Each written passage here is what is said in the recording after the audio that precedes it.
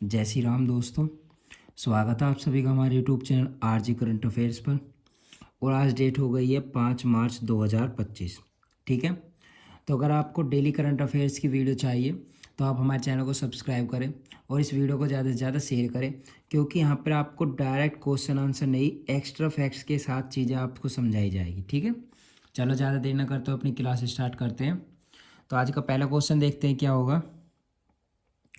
आज का हमारा पहला क्वेश्चन है कि हाल ही में जहान ए खुसरो महोत्सव का कौन सा संस्करण आयोजित किया जा रहा है। क्या जहान ए खुसरो महोत्सव का कौन सा संस्करण आयोजित किया जा रहा है। तो आंसर हो जाएगा हमारा सी 25वां। कौन सा हो जाएगा सी, क्या कितनावा नंबर हो जाएगा हमारा 25वां। ठीक है, आइए डिटेल में समझते हैं क्या कि हाल ही में जहान ए खुसरो महोत्सव का 25वां संस्करण जो कि 28 फरवरी से 2 मार्च तक नई दिल्ली में आयोजित किया जा रहा है। ठीक है, देखो डिटेल में पढ़ने का यही एक फ़ायदा होता है। यहाँ पर तो हमारा क्वेश्चन क्या था कि जहान ए खुसरो महोत्सव का कौन सा संस्करण आयोजित किया जा रहा है, बट हमें यहाँ पर डिटेल में समझा तो पता चला कि ये इसकी एग्जैक्ट डेट क्या है, 28 फरवरी से 2 मार्च तक।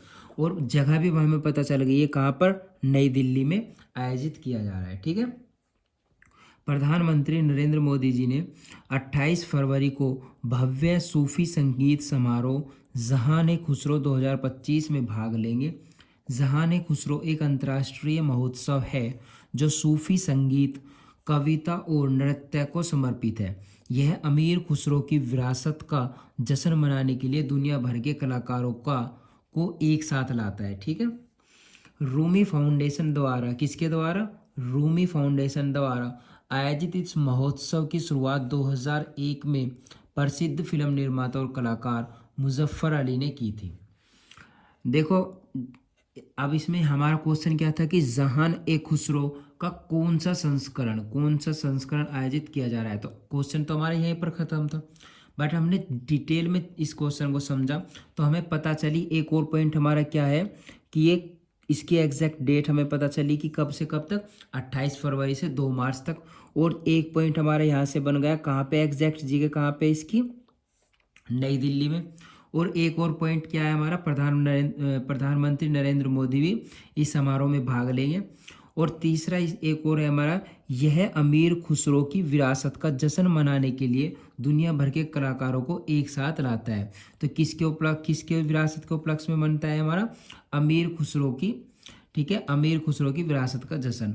और किसके द्वारा हो रहा है, एक हमारा पॉइंट यहाँ पे हो जाएगा रूमी फाउंडेशन के द्वारा।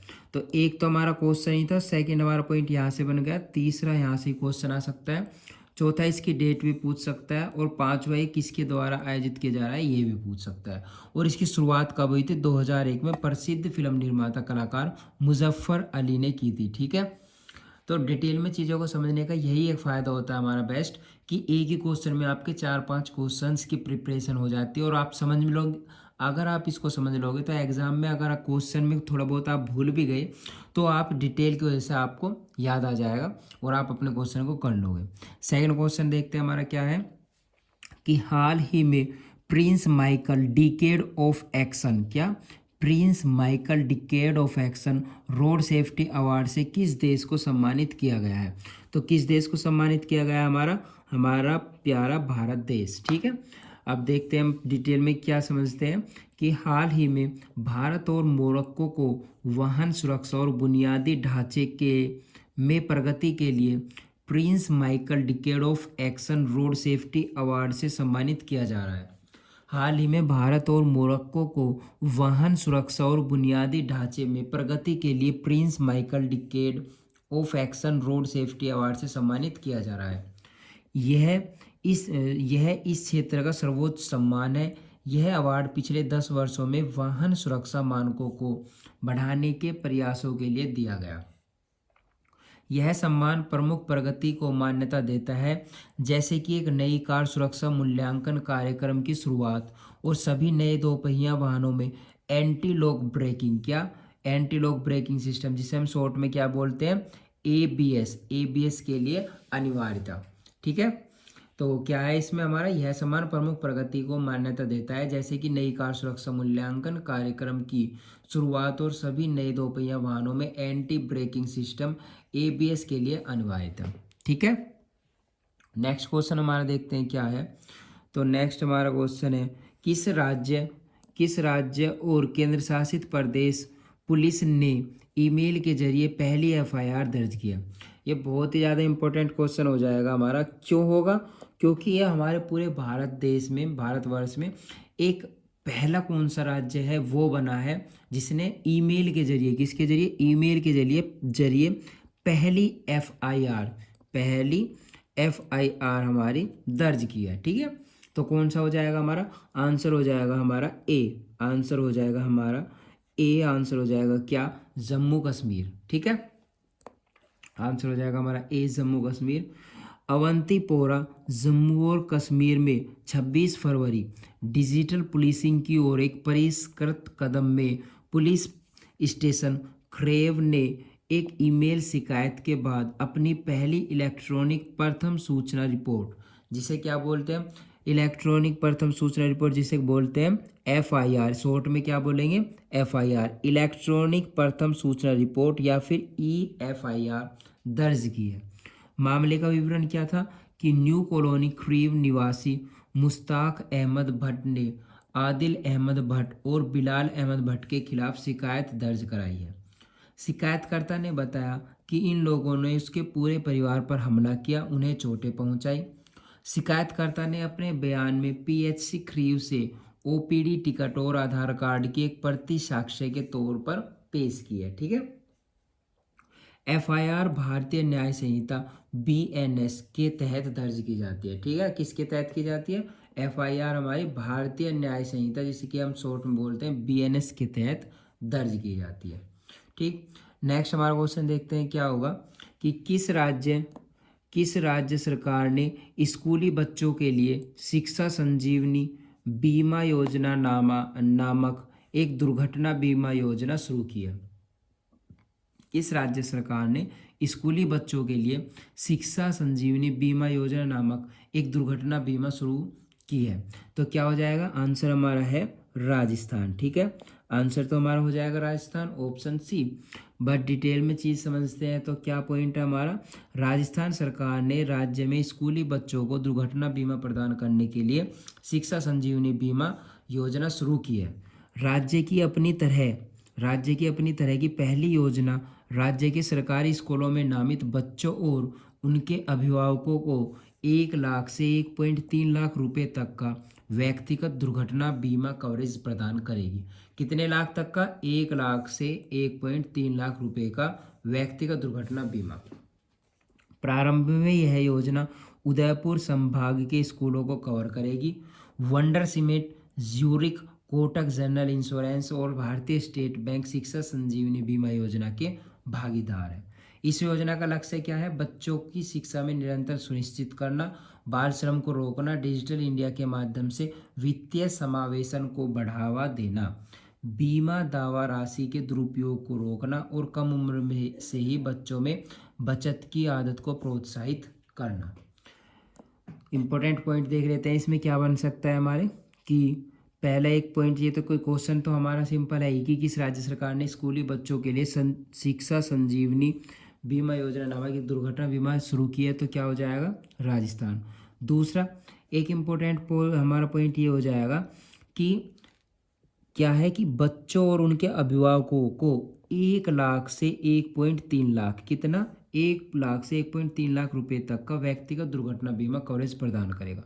डायरेक्ट एग्जाम में ये पूछ सकता है कि शिक्षा संजीवनी योजना के तहत जो मिलने वाली राशि है वो कितनी होगी? 1 लाख से 1.3 लाख। ठीक है, नेक्स्ट हमारा पॉइंट क्या है कि प्रारंभ में यह योजना उदयपुर संभाग के स्कूलों को कवर करेगी। प्रारंभ में यह योजना कहाँ पर कवर करेगी? हमारा उदयपुर संभाग के स्कूलों को कवर करेगी।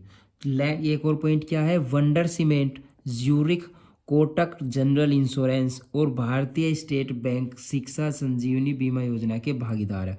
ये पूछ सकता है कि कौन कौन से बैंक हमारे इसके भागीदार है, तो wonder cement, Zurich, Kotak, general insurance और भारतीय स्टेट बैंक। ठीक है, तो चौथा पॉइंट हमारा यहाँ से बन जाएगा। और पांचवा क्या है इसका, लक्ष्य। लक्ष्य में इनमें से कोई सा पॉइंट आ सकता है कि शिक्षा में निरंतर सुनिश्चित करना, बाल श्रम को रोकना, डिजिटल इंडिया के माध्यम से वित्त समावेशन को बढ़ावा देना, बीमा दावा राशि के दुरुपयोग को रोकना और कम उम्र से ही बच्चों में बचत की आदत को प्रोत्साहित करना। तो एक पॉइंट हमारा यहाँ से बन जाएगा। तो एक ही क्वेश्चन में हमारे कितने क्वेश्चन तैयार हो गए हैं, आप भी देख सकते हो कितने पॉइंट तैयार हुए। कहीं से भी आपके एग्जाम में क्वेश्चन आ सकता है। तो एक ही पॉइंट से हमारे कितने हो गए, 5 क्वेश्चन तैयार। ठीक है, नेक्स्ट क्वेश्चन देखते हैं हमारा क्या होगा। नेक्स्ट है हमारा कि किस देश ने ग्रीन ट्रांजिशन अलायंस इंडिया, जिसे शॉर्ट में बोलेंगे GTAI, पहल की घोषणा की है। किस देश ने green transition alliance India GTAI पहल की घोषणा की है। ठीक है, तो कौन से देश ने किया, हमारी डेनमार्क ने किया। आंसर हो जाएगा हमारा डेनमार्क। ठीक है, और डिटेल में समझते हैं क्या कि मार्क ने ग्रीन ट्रांजिशन अलायंस इंडिया पहल की घोषणा की है। ग्रीन ट्रांजिशन अलायंस इंडिया पहल डेनमार्क द्वारा भारत के साथ सतत ऊर्जा समाधानों पर सहयोग को मजबूत करने के लिए शुरुआत की गई है। यह वैश्विक कार्बन तटस्थता प्राप्त करने की प्रतिबद्धता में मदद करेगा। ठीक है, किसे मदद करेगा, हमारा यह वैश्विक कार्बन तटस्थता प्राप्त करने की प्रतिबद्धता में मदद करेगा। यह नया संगठन भारत में सतत ऊर्जा विकास को बढ़ावा देने के लिए एक महत्वपूर्ण भूमिका निभाएगा, जो दोनों देशों के व्यवसायों, सरकारी निकायों, अनुसंधान संस्थानों और वित्तीय हितधारकों के बीच सहयोग को बढ़ावा देने के लिए एक परिस्थिति तंत्र बनाएगा। वैश्विक जलवायु परिवर्तन प्रदर्शन सूचकांक 2025 में चौथे स्थान पर मौजूद डेनमार्क का लक्ष्य है 2045 तक शुद्ध शून्य हासिल करना है। ठीक है, नेक्स्ट हमारा क्वेश्चन देखते हैं क्या होगा। नेक्स्ट नहीं, हमारे क्वेश्चन आज यहीं पर ख़त्म होती है क्लास। अगर वीडियो आपको अच्छी लगी हो तो इसको लाइक करें और ज़्यादा से ज़्यादा शेयर करें। ठीक है, शेयर करने से ये होगा कि आपके जो भी आपके फ्रेंड या कलीग जो भी आपके प्रिपरेशन कर रहे हैं कॉम्पिटिटिव एग्जाम की, उन सभी के लिए बेनिफिशियल। आप भी देख रहे हो कि डिटेल में चीज़ें समझाई जा रही है, अच्छे से समझाई जा रही है, क्लास हो रही है, तो सभी को फ़ायदा होगा। और अगर आपको डेली ऐसी करंट अफेयर्स की वीडियो चाहिए तो चैनल को सब्सक्राइब भी आपको करना होगा, तभी आपके पास ये वीडियो पहुंच पाएंगी। और वीडियो में बने रहने के लिए थैंक यू सो मच।